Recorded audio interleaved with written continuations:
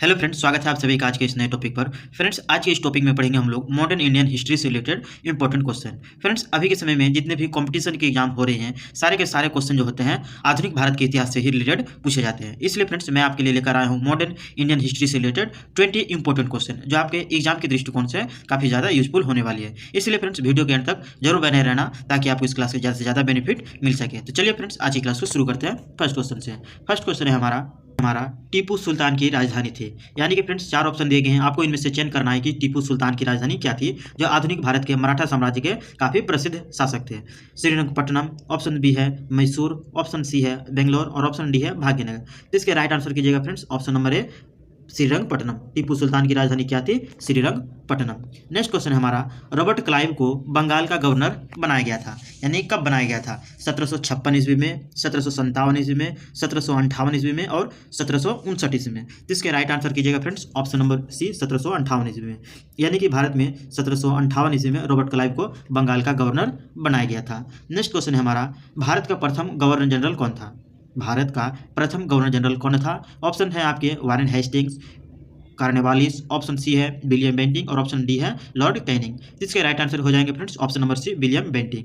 भारत का प्रथम governor general कौन था? William Bentinck. नेक्स्ट क्वेश्चन है हमारा, द्वैध शासन नीति को किसने समाप्त किया था? यानी बंगाल में जो द्वैध शासन का नीति चल रहा था उसे किसने समाप्त किया था? ऑप्शन ए है आपके माउंटबेटन ने, ऑप्शन बी है कर्जन ने, ऑप्शन सी है वारेन हेस्टिंग्स ने और ऑप्शन डी है लॉर्ड रिपन ने। तो इसके राइट आंसर हो जाएगा friends, option number C Warren Hastings ने। यानी द्वैध शासन को किसने समाप्त किया था? वारेन हेस्टिंग्स ने। नेक्स्ट क्वेश्चन है, अंग्रेजों का सर्वाधिक विरोध किसने किया था? अंग्रेजों का सर्वाधिक विरोध किसने किया था? ऑप्शन है आपके राजपूतों ने, ऑप्शन बी है मुगलों ने, ऑप्शन सी है सिखों ने और ऑप्शन डी है मराठों ने। तो इसके राइट आंसर हो जाएंगे फ्रेंड्स, ऑप्शन नंबर डी मराठों ने।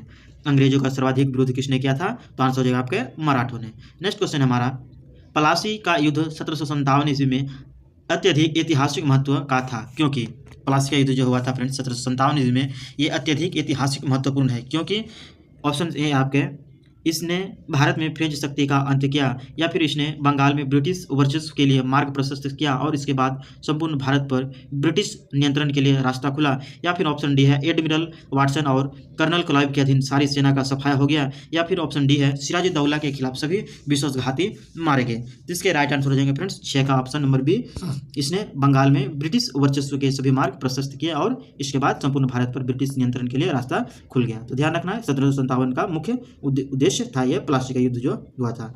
नेक्स्ट क्वेश्चन हमारा, ब्रिटिश भारतीयों को आधुनिक शिक्षा देना चाहती थी। ब्रिटिश जो है भारतीयों को आधुनिक शिक्षा देना चाहते थे, इसमें उनका उद्देश्य क्या था? यानी किस उद्देश्य से भारतीयों को आधुनिक शिक्षा देना चाहती थी अंग्रेजी सरकार? तो इसके राइट आंसर हो जाएंगे ऑप्शन नंबर ए, भारत में अपनी राजनीतिक सत्ता की नींव को सुदृढ़ करने के लिए। ध्यान रखना है, आधुनिक शिक्षा क्यों देना चाहती थी? तो भारत में अपनी राजनीतिक सत्ता की नींव सुदृढ़ करने के लिए। नेक्स्ट क्वेश्चन है हमारा, प्रशासनिक व्यवस्था जिसे कुशासन कहते हैं, प्रशासनिक व्यवस्था के आधार पर डलहौजी ने किस राज्य को ब्रिटिश साम्राज्य में मिला लिया था? यानी डलहौजी के द्वारा किस राज्य को ब्रिटिश साम्राज्य में मिला लिया गया था? ऑप्शन ए है आपके अवध को, ऑप्शन बी है उड़ीसा को और ऑप्शन सी है वर्मा को और ऑप्शन डी है संयुक्त प्रांत को। तो इसके राइट आंसर है फ्रेंड्स, ऑप्शन नंबर ए अवध को। अवध को जो है डलहौजी सिद्धांत के तहत मिलाया गया था ब्रिटिश साम्राज्य में। नेक्स्ट क्वेश्चन है, आदि ग्रंथ किसने संकलित किया था? आदि ग्रंथ किसने संकलित किया था? ऑप्शन से आपके गुरु नानक ने, गुरु रामदास ने, गुरु अर्जुन देव ने और ऑप्शन डी है गुरु गोविंद सिंह ने। इसके राइट आंसर हो जाएंगे ऑप्शन नंबर सी गुरु अर्जुन देव ने। आदि ग्रंथ किसने संकलित किया था? गुरु अर्जुन देव ने। नेक्स्ट क्वेश्चन हमारा, भारत में आधुनिक शिक्षा प्रणाली की नींव किसने पड़ी? भारत में जो आधुनिक शिक्षा की नींव पड़ी थी ये किसके द्वारा पड़ी थी? ऑप्शन ए है आपके 1813 के चार्टर्ड अधिनियम से, 1835 के मैकाले मिनट से, या फिर ऑप्शन सी है 1882 के हंटर आयोग से और ऑप्शन डी है 1858 के वुड्स के डिस्पैच से। इसके आंसर हो जाएंगे ऑप्शन नंबर बी 1835 के मैकाले मिनट से। ध्यान रखना है फ्रेंड्स, काफ़ी ज़्यादा इंपॉर्टेंट और सिलेक्टेड क्वेश्चन को ही शामिल किया गया है, जो आपके आने वाले एग्जाम पे अक्सर सवाल इस तरह के क्वेश्चन सवाल पूछे जाते हैं और पिछले वाले एग्जाम पे इसी तरह के सवाल भी पूछे गए थे। तो फ्रेंड्स, आपको अगर हमारी ऑब्जेक्टिव क्वेश्चन की क्लास अगर पसंद आ रही है तो वीडियो को एक लाइक और एक शेयर अवश्य कीजिएगा। साथ ही फ्रेंड्स, आप अगर हमारे उद्धव क्लासेस पे नए हैं तो उद्धव क्लासेस को सब्सक्राइब कीजिएगा और बेल आइकन को भी प्रेस कर दीजिएगा ताकि आपको हमारे क्लास से नोटिफिकेशन मिलते रहे। नेक्स्ट क्वेश्चन को देखते हैं, निम्नलिखित सही कालक्रम क्या होगा? यानी कि फ्रेंड्स, 4 आपके गवर्नर जनरल दिए गए हैं, आपको इनमें से कालक्रम के अनुसार सजाना है। रॉबर्ट क्लाइव है, वारेन सिटार्ड है, वारेन हेस्टिंग्स है और कार्टियन है। तो इसके राइट आंसर है फ्रेंड्स ऑप्शन नंबर बी 1, 2, 4 और 3, यानी कि सबसे पहले आएंगे हमारे रॉबर्ट क्लाइव, उसके बाद आएंगे वेंसिटाल, और उसके बाद आ जाएंगे कार्टियर, और उसके बाद आ जाएंगे वारेन हेस्टिंग्स। यानी कि सबसे बाद में जो बने थे ऑप्शन के अनुसार वारेन हेस्टिंग्स सबसे बाद में बने थे। नेक्स्ट क्वेश्चन है हमारा, भारत में ईस्ट इंडिया कंपनी की सफलता का राज क्या था? भारत में जो ईस्ट इंडिया कंपनी आई, इनमें से उसकी सफलता का राज क्या था फ्रेंड्स, इसको बताना है। ऑप्शन ए आपके भारत में राष्ट्रीय भावना की कमी, या फिर कंपनी की सेना को पश्चिमी प्रशिक्षण मिला था तथा उनके पास आधुनिक हथियार थे, और ऑप्शन सी है भारतीय सैनिकों में राष्ट्रीय भावना का अभाव, और ऑप्शन डी है उपयुक्त सभी। तो फ्रेंड्स ये जो तीनों के तीनों ऑप्शन हैं सारे के सारे क्वेश्चन सही हैं। इसके राइट आंसर हो जाएंगे ऑप्शन नंबर डी हो जाएंगे, यानी तीनों के तीनों कथन सत्य हैं। भारत में राष्ट्रीय भावना की कमी थी, उसके बाद पश्चिमी सेना को मिला प्रशिक्षण था जबकि आधुनिक हथियार थे, और भारतीय सैनिकों में राष्ट्रीय की भावना का भी अभाव था। नेक्स्ट क्वेश्चन है हमारा, भारत में निम्नलिखित वायसरायों में से किसके काल में Indian penal code, civil procedure code और क्रिमिनल प्रोसीजर कोड पारित किए गए थे? यानी भारत में जो फ्रेंड्स वाइसराय के कालक्रम में 3 प्रकार के कोड जारी किए गए थे, जिनमें से Indian penal code, civil procedure code और क्रिमिनल प्रोसीजर कोड, तीन में से किसके समय में पारित किया गया था? ऑप्शन है आपके लॉर्ड मियो के समय में, ऑप्शन बी है लॉर्ड डलहौजी के समय में, और ऑप्शन सी है लॉर्ड कैनिंग के समय में, और ऑप्शन डी है लॉर्ड डफरिन के समय में। इसके आंसर हो जाएंगे option number C, Lord Canning के समय में। ध्यान रखना फ्रेंड्स, जितने भी सारे कोड पारित किए गए थे किसके समय में? लॉर्ड कैनिंग के समय में। नेक्स्ट क्वेश्चन है, निम्नलिखित में से ब्रिटिश सरकार का वह गवर्नर जनरल कौन था जिसने भारत में डाक टिकट शुरू किए थे? यानी किस गवर्नर जनरल के समय में भारत में डाक टिकट शुरू किए थे? तो इसके आंसर हो जाएंगे ऑप्शन नंबर ए, लॉर्ड डलहौजी के समय में। डाक टिकट का जो प्रारंभ हुआ था लॉर्ड डलहौजी के समय में। नेक्स्ट क्वेश्चन है, सती प्रथा का अंत सती प्रथा का अंत करने तथा ठगी प्रथा को समाप्त करने का श्रेय किसको जाता है? ऑप्शन है आपके लॉर्ड डलहौजी को, ऑप्शन बी है विलियम बेंटिंग को, ऑप्शन डी है लॉर्ड ऑकलैंड को, और ऑप्शन डी है लॉर्ड कैनिंग को। तो इसके आंसर हो जाएंगे friends option number B, William Bentinck को। विलियम बेंटिंग जो थे सती प्रथा का अंत किया तथा ठगी प्रथा को भी समाप्त किया था। नेक्स्ट क्वेश्चन है, निम्न में से अवध के स्वायत्त राज्य का संस्थापक कौन थे? यानी कि फ्रेंड्स अवध राज्य के संस्थापक कौन थे? ऑप्शन ए आपके सिराजुद्दौला, ऑप्शन बी है सादत खां बहरान उल मुल्क, और ऑप्शन सी है सफदरजंग, और ऑप्शन डी है शेर खां। जिसके राइट आंसर कीजिएगा फ्रेंड्स ऑप्शन नंबर बी, सादत खां बुरहान उल मुल्क।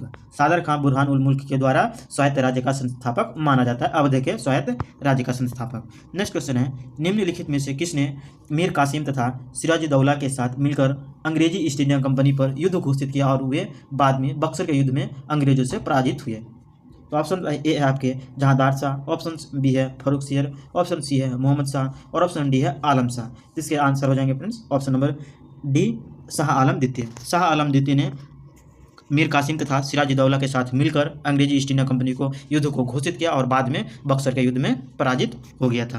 नेक्स्ट क्वेश्चन है, ईस्ट इंडिया कंपनी और बंगाल के गवर्नर नवाब के बीच जब प्लासी का युद्ध हुआ उस समय मुगल सम्राट कौन था? यानी कि फ्रेंड्स ईस्ट इंडिया कंपनी और बंगाल के नवाब में जो प्लासी का युद्ध हुआ था 1757 ईस्वी में, उस समय मुगल सम्राट कौन था?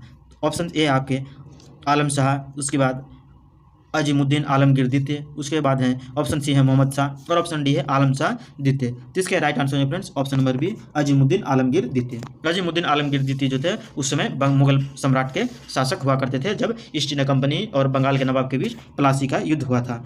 इस तरह भी सवाल पूछते हैं फ्रेंड्स कि प्लासी युद्ध के समय में मुगल सम्राट कौन था? तो इसके सीधे आंसर हो जाएंगे अजीमुद्दीन आलमगीर द्वितीय। नेक्स्ट क्वेश्चन है, ईस्ट इंडिया कंपनी के नेतृत्व में रॉबर्ट क्लाइव का उत्तराधिकारी निम्नलिखित में से कौन था?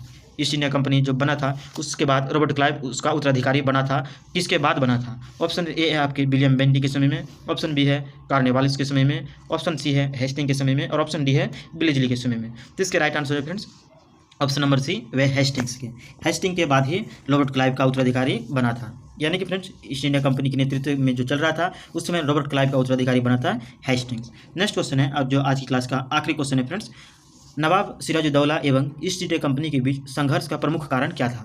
नवाब सिराजुद्दौला और ईस्ट इंडिया कंपनी के बीच संघर्ष का प्रमुख कारण क्या था? जिसके राइट आंसर हो जाएंगे ऑप्शन नंबर बी, अंग्रेजों ने व्यापार छूटों का दुरुपयोग। यानी अंग्रेजों को जो व्यापार का छूट दिया गया था उनमें से उसका दुरुपयोग कर रहा था, इसी वजह से नवाब सिराजुद्दौला और ईस्ट इंडिया कंपनी के बीच युद्ध हुआ था। तो फ्रेंड्स आज की सिलेक्टेड क्वेश्चन कैसी लगी आप हमें कमेंट बॉक्स पर जरूर बताइएगा, और हाँ आप इन 20 क्वेश्चन में से कितने जान रहे थे आप हमें कमेंट बॉक्स पर जरूर लिखिएगा। और आपको फ्रेंड्स इस क्लास से हेल्पफुल लगी हो, वीडियो पसंद आई हो तो वीडियो को एक लाइक और एक शेयर अवश्य कीजिएगा। साथ ही फ्रेंड्स आप अगर हमारे उद्धव क्लासेस पे नए हैं तो उद्धव क्लासेस को सब्सक्राइब कीजिएगा और बेल आइकन को भी प्रेस कर दीजिएगा ताकि आपको हमारे क्लास की नोटिफिकेशन मिलते रहे।